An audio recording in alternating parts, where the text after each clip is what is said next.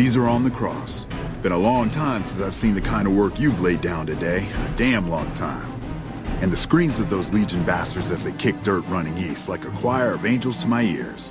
Speaking of, that crazy light show over the fort? What the fuck was that? Some kind of thumb of God you called down? Amazing. Fucking amazing. Could use 100 of you. Just scatter you over the east like jacks. Give those plum fucks the what for. And, well, these boys with you? Hello there, Smiley.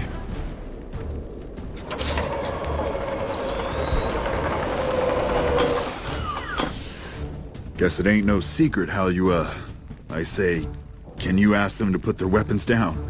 Was just reaching in my coat to give you a cigar.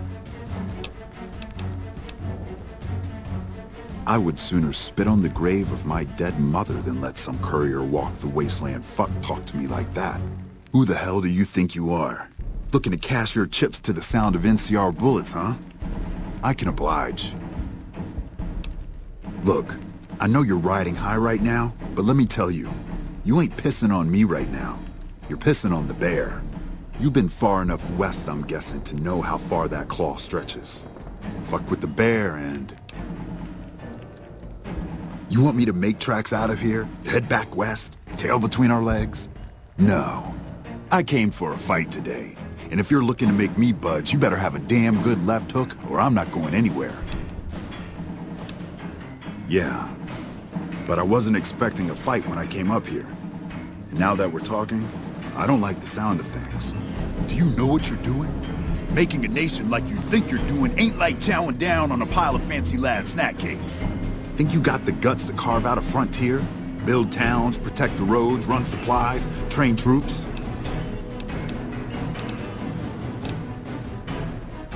Hell. Can't believe we got suckered by some road jockey. Should have watched the flank while Caesar's best was making all that noise. I know what those robots of yours can do on a bad day, and I'm not eager to toss lies at them just to make a point. But if you're taking this place, you better hope you can hold it. I'll give my superiors my opinion, but I don't think they're going to listen. So if NCR comes at you, and it will, pray you're ready. I promise you, our situation's reversed, I'd see you hang. Fine. Come on, men. We're moving out.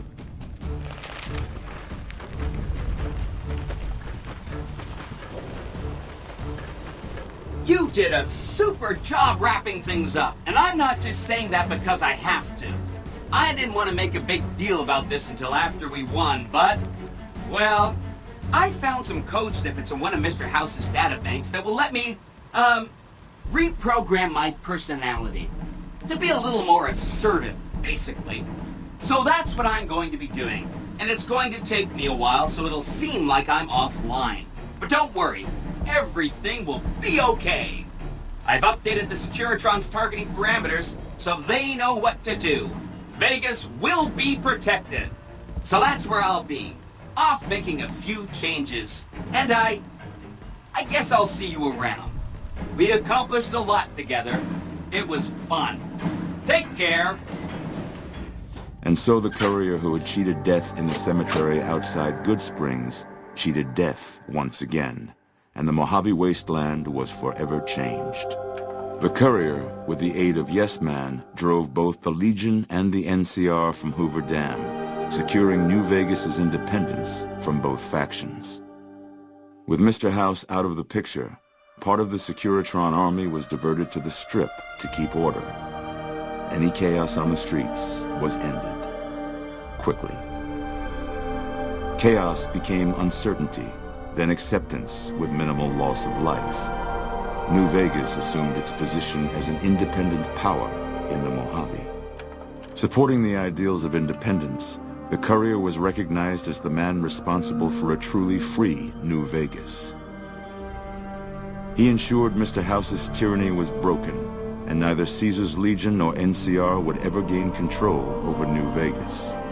Tabitha and Rhonda went east, through Caesar's land. Occasionally, tales of their exploits found their way back west, though few believed them. Eventually, the stories concerning the duo were collected and published. and proved to be quite popular with children.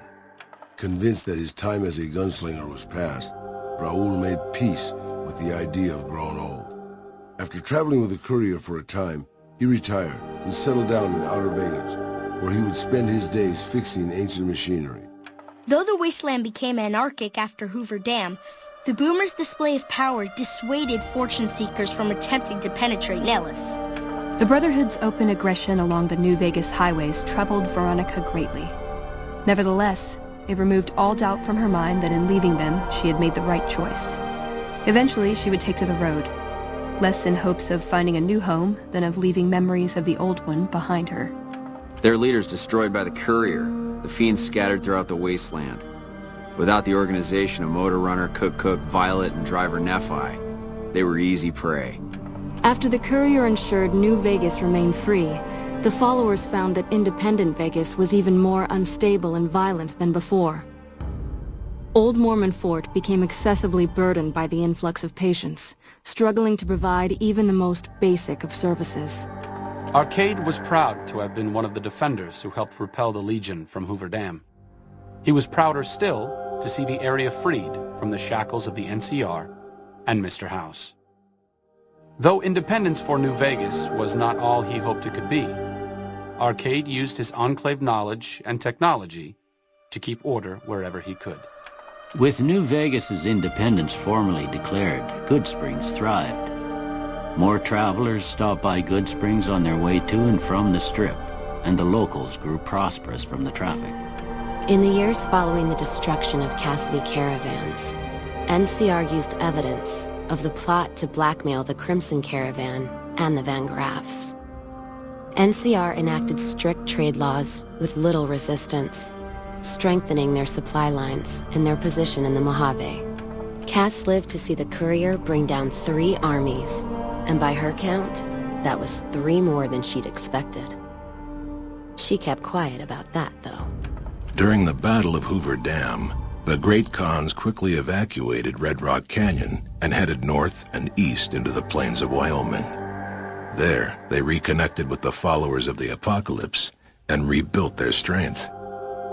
Bolstered by ancient knowledge of governance, economics, and transportation, they carved a mighty empire out of the ruins of the Northwest.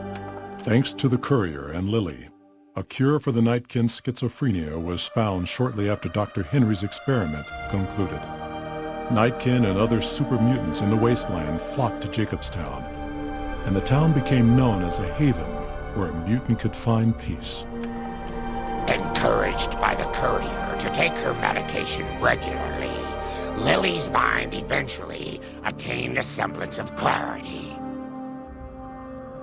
Her memories dulled by the pills, she cast aside the recording of her grandchildren, no longer remembering its significance. The Kings retained their control of Freeside, and while they continued to favor the needs of locals, they tolerated the citizens of the defeated NCR. Revitalized by Violetta's brain, Rex eventually learned to balance the memories of his old life with Violetta's experiences among the brutal fiends. His mind had difficulty adjusting, but Rex eventually found peace with his new, more vicious self. Shaped up by the courier's advice, the Misfits distinguished themselves during the Legion's attack on Camp Golf. Mags was finally promoted to sergeant, and the rest of the Misfits received an official commendation. They continued to serve with distinction for many years. Though Novak was a low-priority target for the Legion, many of Novak's citizens died in its defense. In the weeks that followed, several bright followers returned to Novak to help restore its defenses, allowing it to remain independent of NCR. After Hoover Dam, the leaderless powder gangers at the correctional facility vanished into the wastes, leaving the prison empty. The correctional facility became another abandoned ruin in the wasteland, its carcass occasionally picked over by enterprising prospectors. After the majority of the Vault 19 powder gangers joined the Great Khans, the weaker members scattered throughout the Mojave wasteland. Though a few managed to erase their past, most never survived the journey. Prim Slim proves to be an able-minded, if not able-bodied, sheriff for Prim. And due to his slow speed, Some crooks get away without a scratch, but Prim continues to prosper under his watchful robotic eye.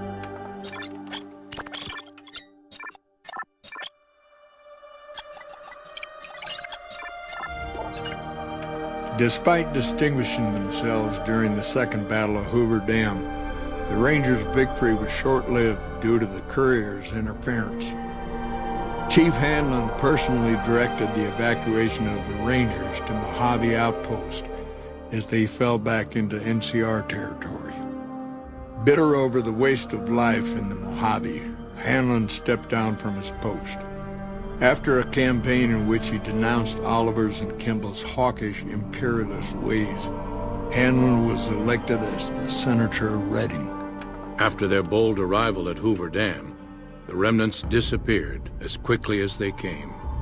Legends of their power spread throughout the Southwest, a reminder of why people once feared the sight of vertibirds in the sky.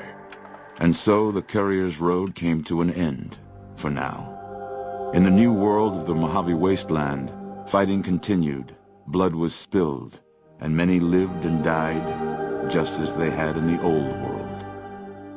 Because war never changes.